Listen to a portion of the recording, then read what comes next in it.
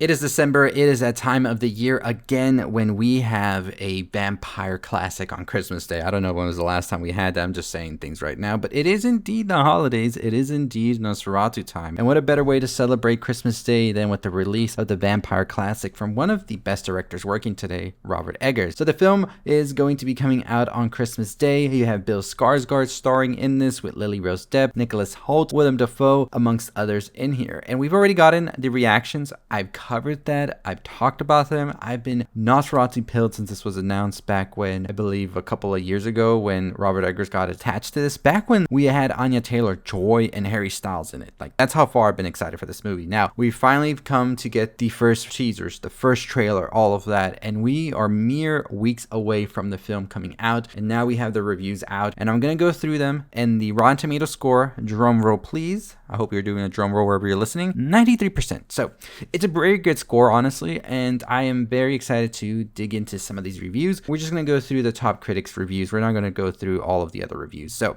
let's get into the first review that I see right here, and that comes from Megan Navarro from Bloody Disgusting, which says, Eggers reinterprets Murnau's seminal work as a psychosexual gothic tragedy that transforms this adaptation into a mesmeric, macabre masterpiece, and they gave it a 5 out of 5. Let's get into another review here that isn't as hot and is actually rotten, according to the website, which comes from Peter de Vruge of Variety, writing, Nosferatu builds to a tragic finale, but is weighed down by pretentious dialogue, somnolent pacing, and weak performances, especially that of Lily Rose Depp as the doomed damsel. Okay, that's the first that I've heard somebody not really vibe with Lily Rose Depp's portrayal of the character, which I've just been hearing phenomenal stuff about from the early reactions and people who have seen it. So this is a first, and like I said, we always take everything in, right? I always tell y'all, first reactions and stuff like that can kind of come off a little too excited. I get excited when I watch a movie and I really love it, so then I'm just gloating about it, and then I stop to think about it a little bit more. So I don't know, these are reviews, so these people have finally let it all sink in. So let's get on to the next one. This one comes from David Elric over at IndieWire, where they write, Eggers' broadly suggestive script doesn't put too fine a point on the specifics of Ellen's repression, but Depp's revelatory performance ensures that the rest of the movie doesn't have to, and they gave it an A-. So we do have also here Kristen Lopez from The Maven writing, Nosferatu is very much a movie that runs on vibes,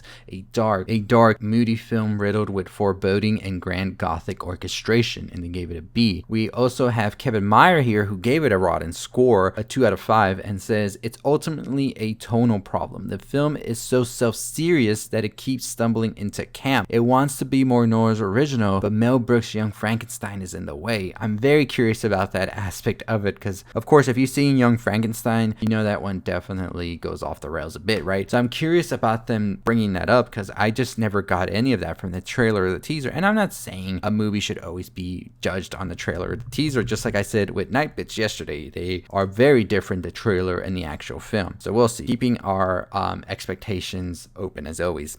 So we have Katie Rife here from AV Club writing, sumptuously realized and terminally self-serious. I hope I said that word right. It says, it's the culmination of everything Eggers has been working towards in his career so far, for better and for worse. Oh, I'm very curious about that, because maybe Eggers went a little bit too Eggers, right? That's what I'm thinking. And they gave it actually a B, not an A right here. We do have another review here. This one comes from Jordan Hoffman off of Fangoria and says, Nosferatu is what a perfect classic horror movie looks like.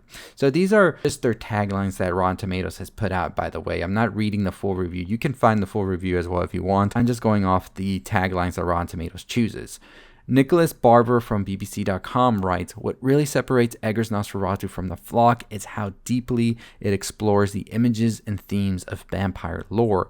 There aren't many Dracula films that give you so much to sink your teeth into. And you know, that's something I was always interested with the early reactions that said that Eggers really bites down and digs into what exactly the vampire means in our society, which I always think is such an interesting aspect of the vampire lore and any horror monster like Icon's lore, because they are all sort of coming off from our society, and they represent these different things in it. So I'm always curious about that. From the New York Post, we have Johnny Oleksinsky, who writes, Eggers' casting is a fang of beauty. Blood-drained gothic faces abound, like they were all kidnapped from an Edgar Allan Poe themed cocktail party. And they gave it a 3.5 out of 4, which is pretty high, honestly. So we have Clarice Laurie from Independent UK writing, Nosferatu not only revitalizes a classic monster, it reminds us why they matter at all, which I was just saying, like, I really do think that's an important aspect of these horror movies, is for them not to really beat down the message, but sort of present it in a way as it always should be. We have here another review from David Rooney of The Hollywood Reporter, who writes, thrilling to experience a movie so assured in the way it builds and sustains fear, so hypnotically scary as it grabs you by the throat and never lets go. And the final review I'm going to read comes from Liz Shannon Miller from Consequence, who writes, this is certainly a more explicitly sexy version of Nosferatu. However, it otherwise follows its source material, as well as the paths laid out by other adaptations,